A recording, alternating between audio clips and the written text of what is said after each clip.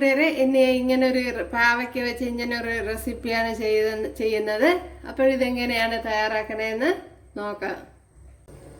Hi കൂട്ടുകാരെ, സെലിൻ ബ്ലോസിലേക്ക് സ്വാഗതം. ഇന്നൊരു പാവയ്ക്ക വെച്ചൊരു റെസിപ്പി നോക്കാം.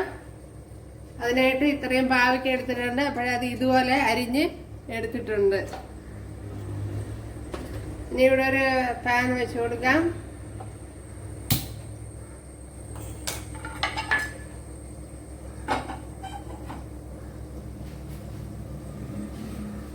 ഇതിലേക്ക് ഇനി ശകലം ഓയിൽ ഒഴിച്ചു കൊടുക്കാം.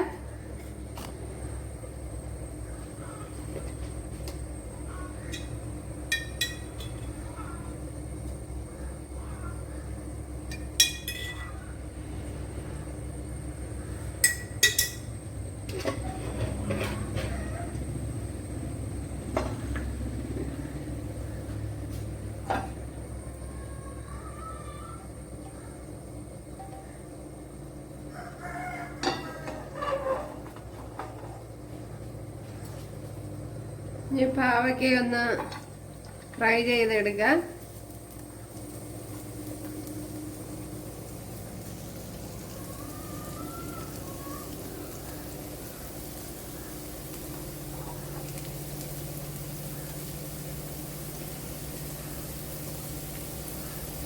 നമ്മുടെ പാവയ്ക്കൊക്കെ ഇവിടെ ഫ്രൈ ആയിക്കൊണ്ടിരിക്കുന്നുണ്ടല്ലേ.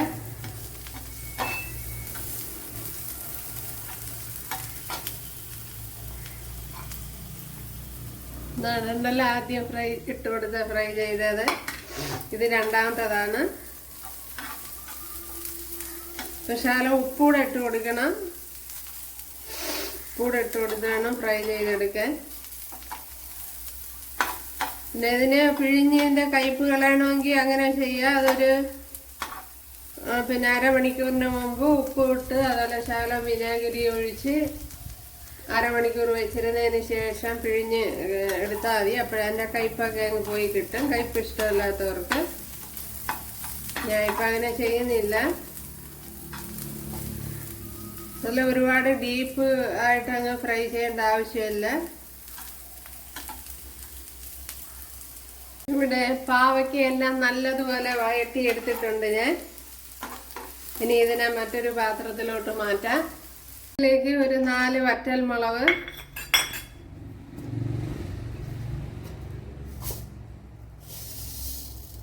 ഒരു 2 ടേബിൾ സ്പൂൺ കടുക്,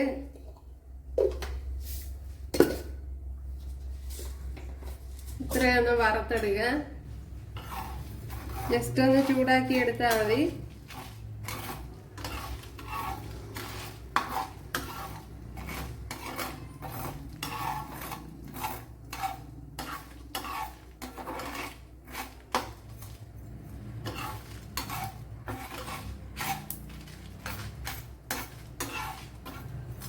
ഓക്കെ, ഇത് തന്നെ മതി. ഇതുപോലെ പൊടിച്ചെടുത്തോണ്ട് വന്നിട്ടുണ്ട് ഉണ്ടല്ലേ. ഒരുപാട് ഫൈനായിട്ട് പൊടിച്ചിട്ടില്ല, ഇതുപോലെയാണ് പൊടിച്ചത്. ഇവിടെ നല്ലെണ്ണ ഒഴിച്ചു കൊടുക്കാം.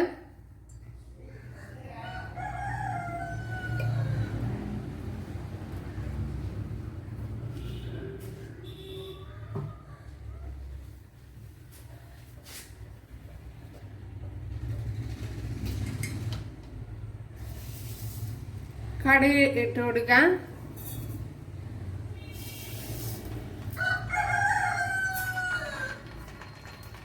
കടുകൊക്കെ അവരവരുടെ ആവശ്യത്തിന് ഇട്ട് കൊടുക്കുക.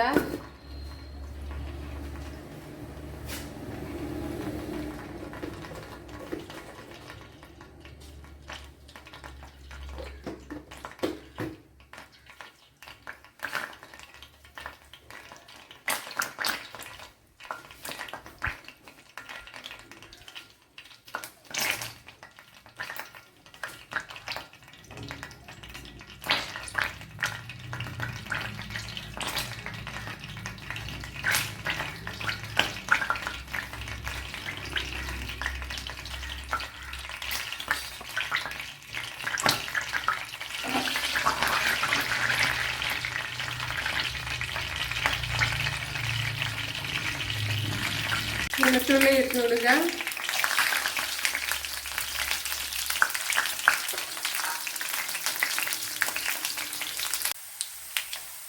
2-3 പച്ചമുളക് ഇട്ട് കൊടുക്കാം.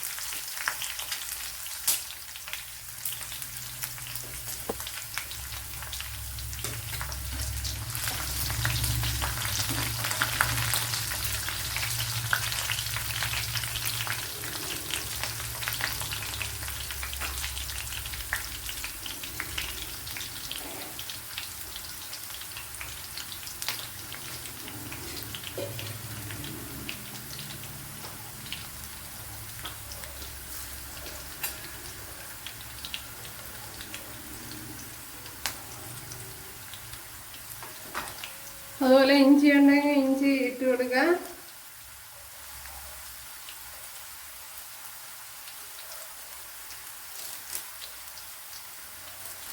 കറി ലീവ്സ് ഇട്ട് കൊടുക്കുക.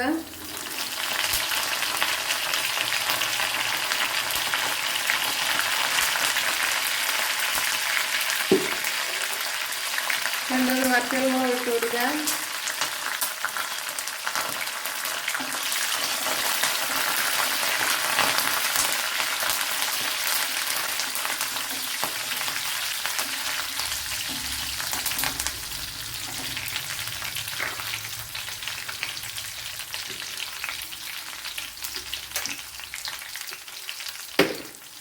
ഇനി മുളക് പൊടി ഇട്ട് കൊടുക്കുക.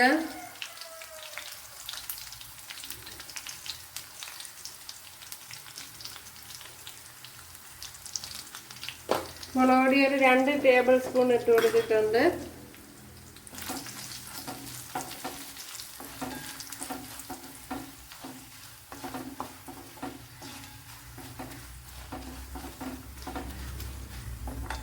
അതിലേക്ക് ഇനി പൊടിച്ച് വെച്ചിരിക്കുന്ന പൊടിയായിട്ട് ഇട്ട് കൊടുക്കാം. ചില്ലി ഫ്ലേക്സിനേക്കാളും കുറച്ചുകൂടെ പൊടിച്ചിട്ടുണ്ട്.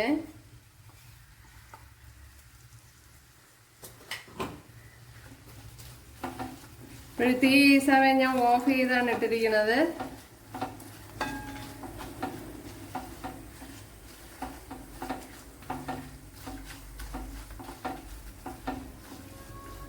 അതുപോലെ കായപ്പൊടി ഇട്ട് കൊടുക്കാം.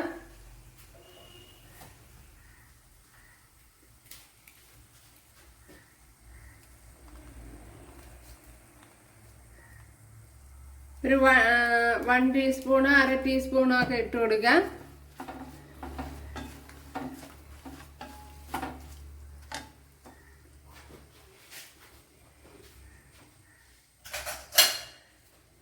ഇനി പുളിവെള്ളം ഒഴിച്ചു കൊടുക്കാം. ഒരുപാട് ലൂസായിട്ടല്ല, കുറച്ച്.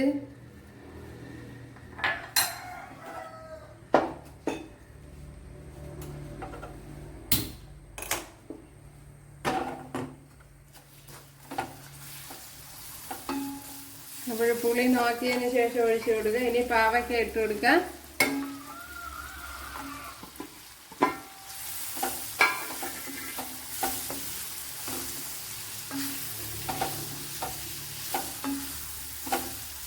അപ്പോൾ ഇനി ഉപ്പോ പുളിയോ അതൊക്കെ ഉണ്ടോ എന്ന് നോക്കാം.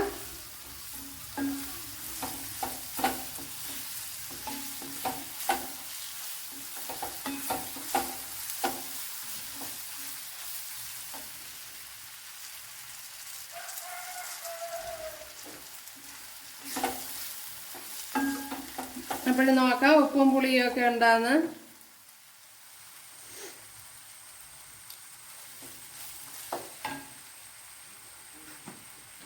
നല്ല കുറവാണ്.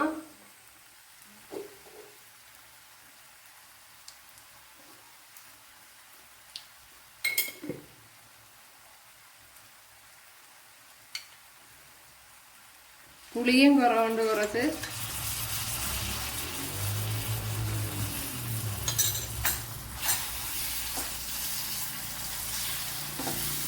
ഇനി തീ ഓഫ് ചെയ്ത് കൊടുക്കാം.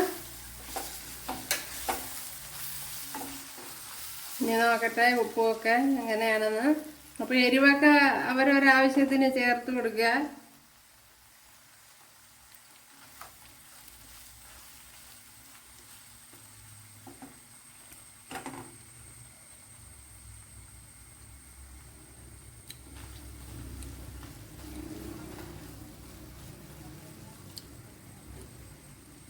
പുളിയൊക്കെ നോക്കിയതിന് ശേഷം ചേർത്ത് കൊടുക്കുക. ഇപ്പോൾ കുറച്ച് പുളിയും കൂടെ ഞാൻ ഒഴിച്ചു കൊടുത്തിട്ടുണ്ട്. അപ്പോൾ നല്ല പാകത്തിന് വന്നിട്ടുണ്ട്. ഇപ്പം അപ്പോൾ പുളിപ്പ് നല്ല ആവശ്യത്തിന് വേണം.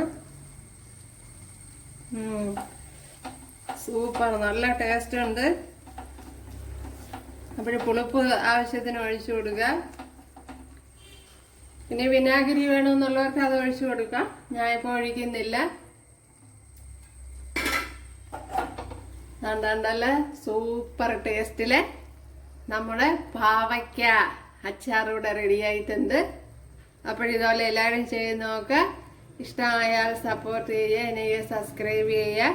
അപ്പോഴടുത്തൊരു വീഡിയോ ആയിട്ട് കാണാമെന്ന് പറഞ്ഞുകൊണ്ട് എല്ലാവർക്കും താങ്ക്സ്.